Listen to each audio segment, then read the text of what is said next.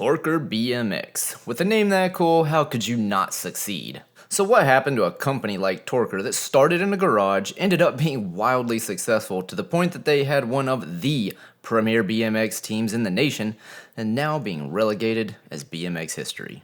Let's talk Torker. In the early 70s, Torker actually started as Texon. I'm not sure how that name was chosen, but it was started in the Johnson family garage in Anaheim Hills, California. The family composed of John, his wife Doris, and their sons, Steve and Doug. John was an experimental airplane pilot for the FAA and always loved creating. Experimental airplane pilot, that's a first on this channel. That's pretty cool. A man by the name of Steve Rink owned a bike shop called Pedal Power at the time. John and Steve knew each other through the FAA and were friends. John would come visit Steve at his bike shop when Steve told him about his idea to build a new bike. This was at a time where most kids were racing stripped down Stingrays, and those bikes were just extremely heavy. And they weren't really purposefully built for BMX. Of course, at that time there was no such thing as BMX, bicycle motocross. It was just starting. It was a fledgling thing. John wanted to build something a little lighter for his youngest son, Doug. He thought he could do this with aircraft tubing, and after a back and forth with Steve Rink, they had their first 4 prototype Torker bikes, which, as a side note, Pedal Power did become Powerlite if you were familiar with that brand. Those frames, built by Texon in the Johnson's garage in 1975, were nicknamed the Rink's Raiders and featured what would become Torker's trademark twin top tube, and were made of 4130 chromoly from tubing salvaged from a small airplane fuselage. My name is Bill Ryan, and I am the founder and owner of Supercross BMX and the current caretaker of Torker BMX, Torker Racing, and Max Racing Products. Doug Johnson said the same thing. He was like, hey, he goes, I used to love to go out to Western Sportsorama, and he goes, I used to get my butt handed to me. He goes, just handed to me. And he goes, so my dad built me the first Torker frame out of titanium to try and give me an advantage, to try and see if it would help me be able to beat the other kids. And he goes, it didn't help me at all. He goes, but I was still having fun and just enjoying it. As we've talked, most of the ingredients for a great BMX brand back in the day, or mountain bike brand, was you had to have a dad willing to make something in his garage for his kid that is into BMX. That seems to be like the 3 big things. Most of the time, though, these dads came from like the motorcycle industry. That's pretty common. But with John Johnson, he was an FAA experimental pilot and engineer. So he definitely had a different background. I came up with the twin top tube design because it was easy to make. The top tube and seat stays were one tube and needed just one simple bend. Construction-wise, it was just easy. Those first frames were a hit at Pedal Power, and they kept doubling the amount of frames they made. First it was 4, then 8, then 16. This was turning into a full-time job for John. And around this time, Steve Johnson, John's son, got involved. He wanted to start his own business. John was still working full-time for the FAA as a test pilot and engineer, and building frames at night and on the weekends. So he let Steve take over the bicycle business. And although John may have been the head of the family and the one to start this endeavor, it was his son, Steve, who is credited with taking the brand to the next level. See, Steve saw the potential in BMX. Now that Steve Johnson was at the helms, he and Steve Rink started to have their differences. Johnson wanted to make the frames under his family's name of Johnson Engineering, but Rink wanted them to be named after his bike shop, Pedal Power. The two Steves could not come to an agreement, and they went their separate ways to create their own product, with the Johnson family finally settling on the name Torker for no other reason than it sounded like the word torque, but cooler. And Steve Rink went on to produce the Powerlite frames. And they were still friends through all of this. As Steve Rink said, him and John Johnson would remain friends. There was no real animosity. They agreed to disagree. It was the middle of 1977 when Torker would introduce its first official bike to the masses. It was a TIG welded frame with aircraft quality 4130 chromoly tubing and its unique twin top tube design. It was called the Torker MX. It also was one of the first BMX frames to be stress relieved. Varco International baked Torker's frames at 1,000 degrees Fahrenheit for 2 hours after welding to relieve internal stresses and in effect make it one continuous piece of metal as opposed to a bunch of pieces with a bunch of welds holding them together. The bike weighed in between 25 and 27 pounds. The retail price of the bike was $210 on the West Coast and $220 on the East. The price difference was because of shipping at the time. Bike sales were doing well, but Steve Johnson needed a way to make the next big jump. How do you get the word out that you are making quality BMX frames in the 70s and go from a small bike shop to something much bigger? You start a BMX race team, of course, travel to all the big events and get into the top magazines at the time. Steve couldn't do this alone though. It was too much to handle for one person, and therefore he got his mother to take care of most of the day-to-day activities for the fledgling Torker business. Doris Johnson, Steve's mother, was given a lot of credit for kicking the brand up a notch. She was literally the brand mom, the team mom. She drove the tour rig, cleaned, cooked for the team, handled the bookkeeping. Early Torker would not have been near as successful as they were without Steve's mom. Steve signed his first big rider the same year the MX came out, Kevin McNeil. Riding a Torker MX went on to become California champion and won the NBA Mongoose Grand Nationals. And the only gripe people had with the MX was the size. It was a fairly big bike, so not only a year later, Torker came out with the LP, which stood for low profile.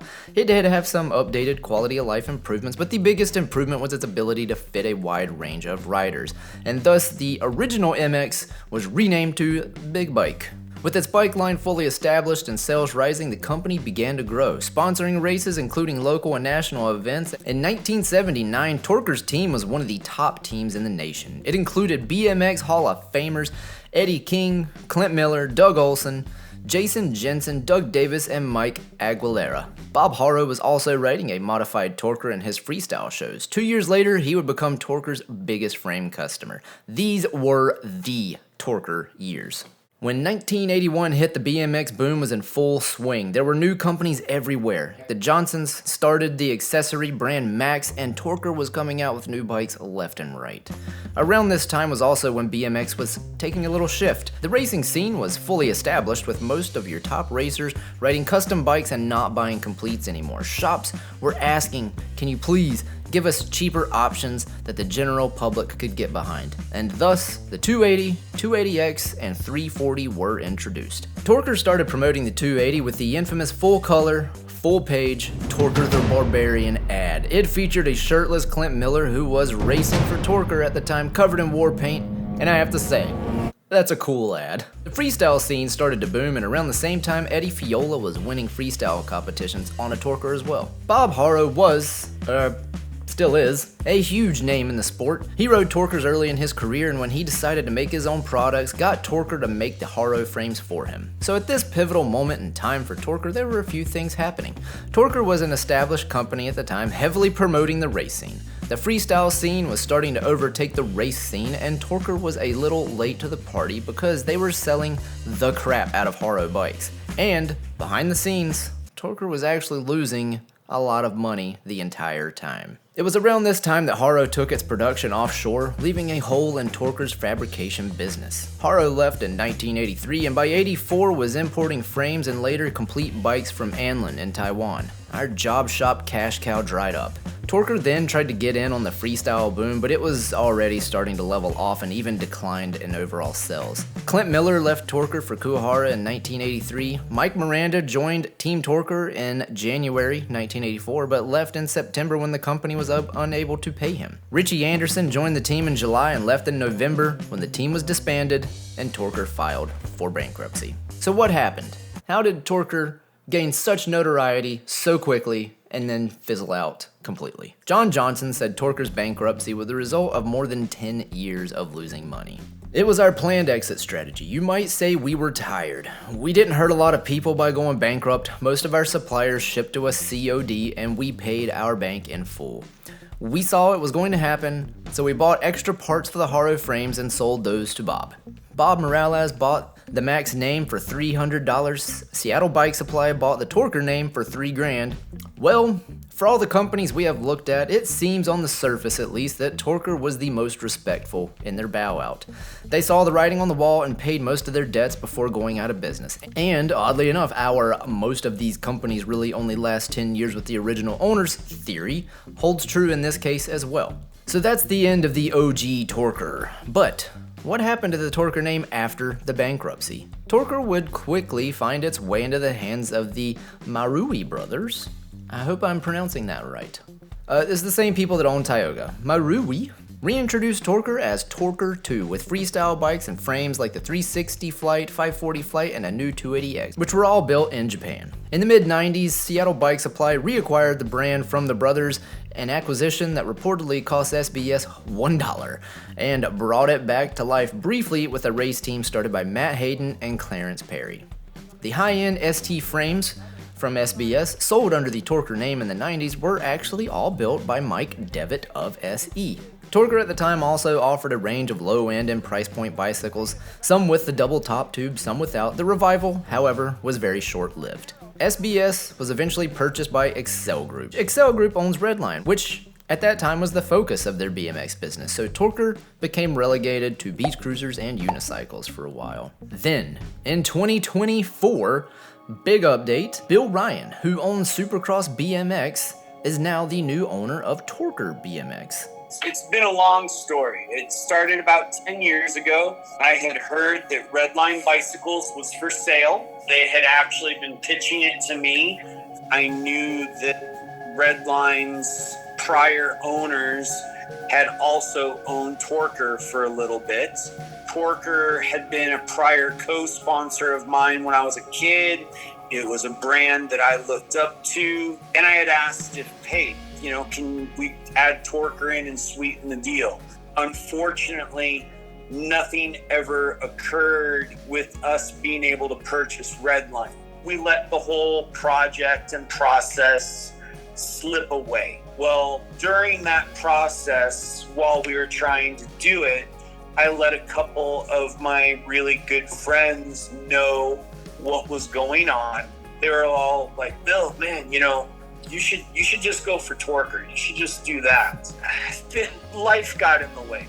Things happened. Things moved on. And every so often, we'd start working on trying to acquire Torker again. And we'd get met with different legal blocks, or we'd get numbers thrown at us that were just crazy numbers. And we just kept pursuing it. Fast forward 9 years, we were speaking with one of the attorneys, and they were like, hey, if you're interested, you're the only one who's really been pursuing this, and we're trying to clean everything up, and here's a number if you're ready. And it's like, well, yeah, I'm ready. Let's make this whole thing happen. And prior to me doing that, I reached out to Eddie King, and said, hey, Eddie, I said, we're in the process of purchasing Torker. We actually own the name, the trademarks. It's in process in North America, but I'm not going to do anything with it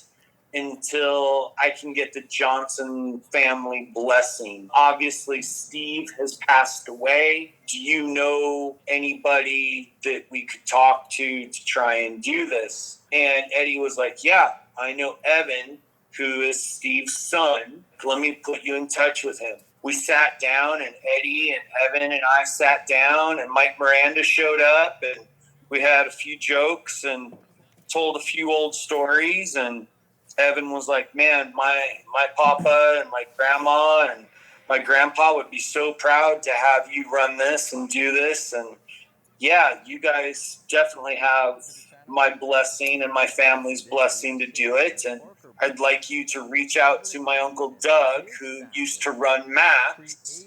So we reached out to Doug and had a 2-hour-long conversation with Doug that was just amazing. They were like, yeah, you know what? We love your idea, because our whole idea is to bring back the true love and the true passion of what the Johnson family had done for Torker way back in the day, and what it really meant to be part of Torker and what Torker actually did.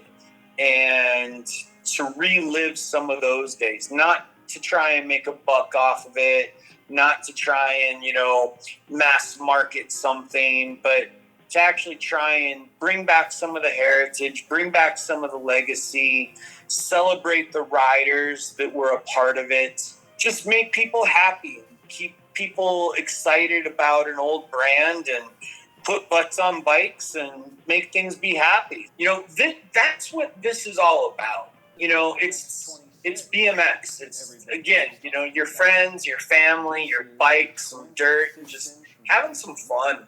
So there you have it. That is what happened with Torker BMX. Much the same humble beginnings as many of these other companies. I really like the Torker brand, and if anybody can bring it back to its former glory, I'm sure Bill can. But thank you for watching. I did, at the behest of many of you, start the YouTube memberships. That's down below.